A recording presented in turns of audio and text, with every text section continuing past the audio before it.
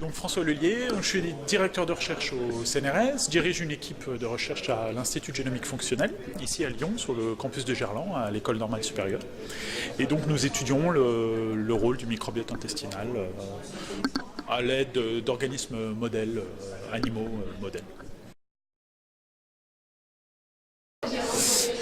Et ben donc c'était l'objet de nos discussions aujourd'hui, et donc c'est vrai que c'est une thématique et un domaine de recherche qui est en train d'exploser, qui a évolué énormément au cours de la dernière décennie, même au cours des 5-6 dernières années, et qui est vraiment une évolution du domaine de recherche très très liée à ces avancées technologiques. Et la première avancée, c'est donc les avancées au niveau de la caractérisation des communautés microbiennes associés aux animaux ou aux organismes, aux humains.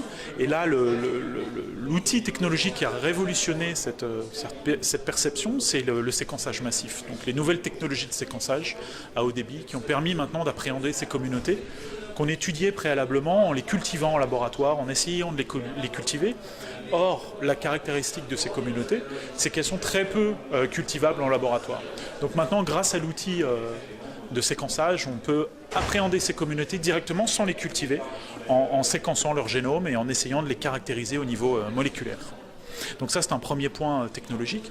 L'autre point, c'est d'essayer de comprendre comment ces communautés microbiennes influencent la physiologie de l'homme et donc certaines pathologies, son rôle dans certaines pathologies. Et pour ça, l'autre rupture technologique a été de développer des modèles animaux qui nous permettent de comprendre comment cet environnement microbien, comment ces communautés microbiennes façonnent la biologie et parfois certaines pathologies chez l'humain. Et donc, à l'aide de modèles animaux, on peut essayer de caractériser et de mieux comprendre comment ces micro-organismes influencent la physiologie. Justement, c'est aussi l'objet de cette réunion était de faire le point un petit peu, et donc il y a vraiment deux grands axes qui sont des points majeurs dans le domaine.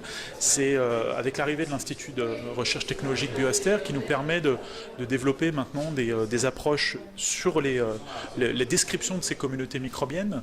Donc il y a de nombreux plateaux technologiques qui sont mis en place par cet institut pour essayer de caractériser, décrire ces communautés microbiennes à l'échelle de leur génome, donc la présence des gènes dans les génomes de ces communautés, l'activité de ces gènes, donc comment ces gènes sont exprimés, et comment c'est de la transcriptome, et ensuite quelle est la chimie de ces molécules, quelles sont les molécules, quels sont les métabolites qui sont produits par ces communautés, et comment ces métabolites vont éventuellement influencer la biologie de l'hôte. Donc ça, c'est vraiment un axe qui va être développé dans un futur proche par l'Institut de recherche technologique BioAster.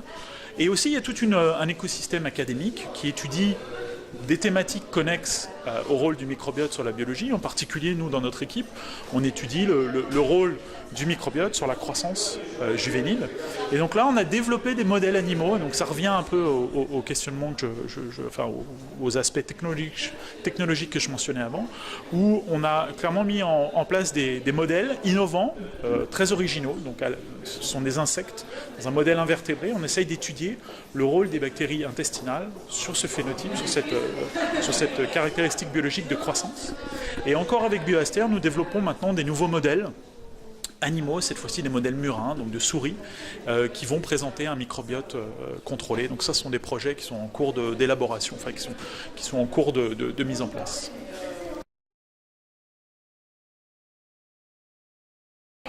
Eh bien, comme je le disais précédemment, ça nous a permis de faire le point un petit peu sur déjà les forces en présence et puis les lacunes aussi, et qu'est-ce qu'on pourrait développer dans le futur.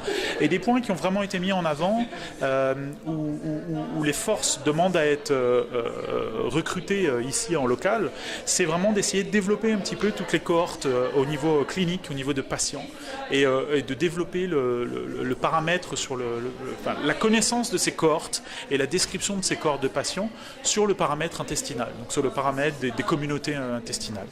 Il y a des efforts à l'heure actuelle qui sont mis en place, en particulier ici à Lyon Sud, pour essayer d'étudier des cohortes de patients obèses et de caractériser tous les paramètres cliniques et les paramètres liés au microbiote intestinal. Donc ça a vraiment été un point qui a été mis en avant.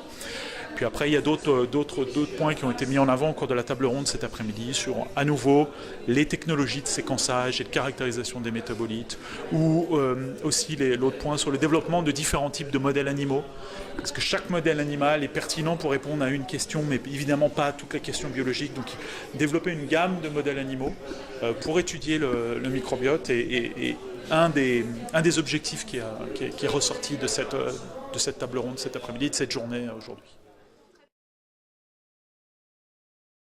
Ça fait suite à un atelier qu'on avait eu l'année dernière aux journées collaboratives du Lyon-Boopol. Donc on a mis en place, là cette fois-ci, il y a eu la table ronde qui s'est mise en place. Et puis cette journée, donc on progresse, on a identifié des points de collaboration entre différents partenaires académiques ou privés. Donc c'est très productif tout ça.